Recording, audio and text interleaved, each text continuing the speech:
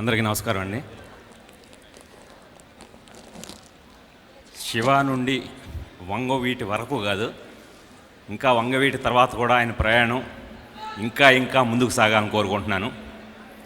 ఎందుకంటే ఆయనతో పాటు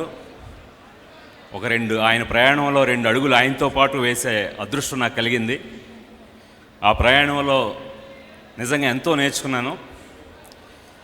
ఆ తర్వాత దర్శకుడిని అయిన తర్వాత కూడా ఆయన సినిమాలు చూసి ఒక ప్రేక్షకుడిగా ఇంకా మేమందరం నేర్చుకుంటూనే ఉన్నాం.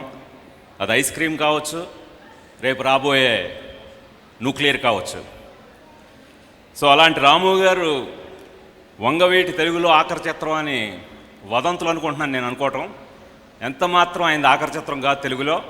ఆయన చేస్తూనే ఉంటారు. ఆయన కానీ చేయకపోతే మేమందరం కూడా ఆయన ఇంటి ముందు నిరాహార దీక్ష చేస్తాం. ఇది మాత్రం ఖచ్చితంగా జరుగుతుందండి. మీరు ఇంకా సినిమాలు తీయాలి, ఇంకా ఎంతోమంది దర్శకులకి ఇన్స్పిరేషన్ అవ్వాలని మనస్ఫూర్తిగా ఆశిస్తున్నాను.